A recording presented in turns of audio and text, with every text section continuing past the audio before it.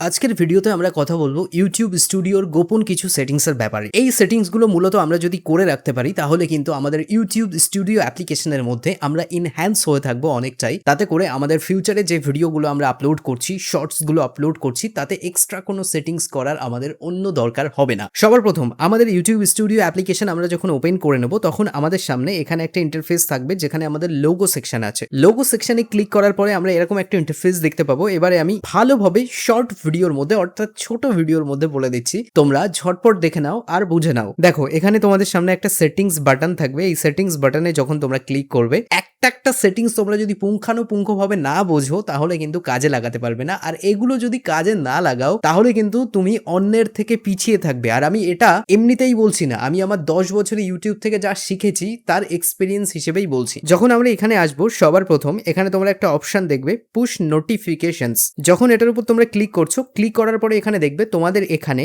Comments, analytics, achievements, policy, earn, updates এরকম নানান option থাকবে। এবার অনেকে ভাববে ভাই এটা যদি অন না করি তাহলে আমার ভিডিওর নোটিফিকেশন বোধ হয় লোকের কাছে, যারা আমাকে সাবস্ক্রাইব করে রেখেছে তাদের কাছে হয়তো যাবে না। অনেকে এমন ভিডিও বানিয়েছে আমি দেখেছি লোকেদের মানে বোকা বানানোর জন্য, যে এই সিক্রেট সেটিং করে তোমরা তোমাদের সাবস্ক্রাইবারদের কাছে নোটিফিকেশন আরো দ্রুত পৌঁছাতে পারবে, কিন্তু এটা সম্পূর্ণ মিথ্যা কথা। সত্যিটা হচ্ছে যে এই অপশনটা তোমরা যদি এনেবল করে রাখো, এই প্রত্যেকটা অপশন যদি তোমরা এনেবল করে রাখো তাহলে তোমাদের ইউটিউব স্টুডিও অ্যাপ্লিকেশনের মধ্যে তোমাদের যখনই কোনো আপডেট আসবে, লাইক কমেন্টস কেউ করলো, লাইক এখানে অ্যানালাইটিক্স এর কোনো আপডেট, অ্যাচিভমেন্টস বা পলিসি বা আর্ন, পলিসি বলতে তুমি এখানে কোনো স্ট্রাইক পেলে বা কোনো কিছু হলো, আর্নের বিষয়ে, আপডেটের বিষয়ে যখন কোনো এখানে আপডেট আসবে তখন তোমার এখানে ইউটিউব স্টুডিও অ্যাপ্লিকেশনের মধ্যে যে বেল আইকন থাকে, এই যে সেকশনটা তোমরা দেখতে পাচ্ছ এইখানটাই ক্লিক করে তোমরা কিন্তু তোমাদের নোটিফিকেশনস গুলো পাবে।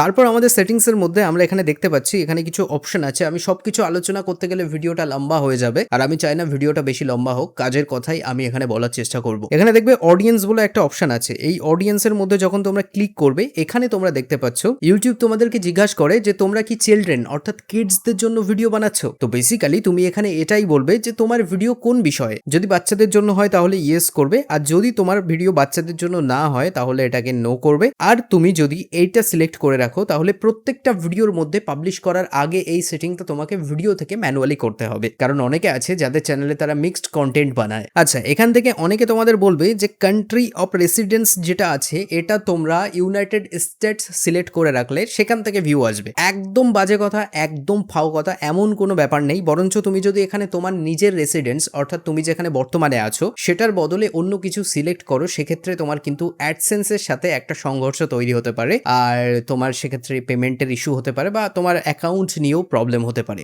একটা মজার সেটিংস আছে, তোমরা অনেকে এমন আছো যে তোমরা একসাথে 2-3 জন চ্যানেল হ্যান্ডেল করো, সেক্ষেত্রে পারমিশনের উপর ক্লিক করে আমি যেমন আমার চ্যানেলের একটা ম্যানেজার রেখেছি, সেজন্য আমি এখানে ম্যানেজার অ্যাড করতে পারি। আর আমরা যদি সিম্পলি চাই এই যে ইনভাইট বাটন আছে এখান থেকে কিন্তু আমরা অ্যাড করতে পারি। আর এটা শুধুমাত্র ওনারই করতে পারবে, যে ম্যানেজার হবে সে কিন্তু এটা করতে পারবে না। এবার মজার বিষয়গুলো আমি তোমাদের বলে দিই। এই যে অপশনগুলো আমি এনেবল করে রেখেছি, এই যে ক্লিপস গুলো আর এখানে হাইপ অপশন আছে, এই হাইপ অপশন অবশ্যই এনেবল করবে, কারণ আজকের সময়ে হাইপ করেও কিন্তু অনেকে চ্যানেল গ্রো করাচ্ছে। এবার আসছি অটোমেটিক ডাবিং। এই বিষয়ে আমি কিন্তু ভিডিও বানিয়েছিলাম। অটোমেটিক ডাবিং এর উপর যখন তোমরা ক্লিক করবে এখানে দুটো অপশন তুমি দেখতে পাবে, একটা অন করার, কিন্তু ডেস্কটপ মোডে একটু ভিন্ন অপশন তোমাদের থাকে। এখানে তোমরা দেখবে অটো পাবলিশ, আর নিচে যেটা আছে সেটা হচ্ছে পাবলিশ ম্যানুয়ালি। এবার আমি এটা কেন করে রেখেছি, বেসিক্যালি আমার টার্গেট করার কোনো ইচ্ছা নেই বাইরের অডিয়েন্সকে, কারণ আমি চাই আমার বাংলা ভাষায় যারা আছে তারাই আমার ভিডিওটা দেখুক, সেজন্য আমি পাবলিশ ম্যানুয়ালি করে রেখেছি। এটা তোমাদের উপর ডিপেন্ড করছে। এখানে দেখবে কন্টেন্ট কন্ট্রোল বলে একটা অপশন আছে, এটার উপর ক্লিক করে তোমরা তোমাদের চ্যানেলের কমেন্টস গুলো কিভাবে তোমরা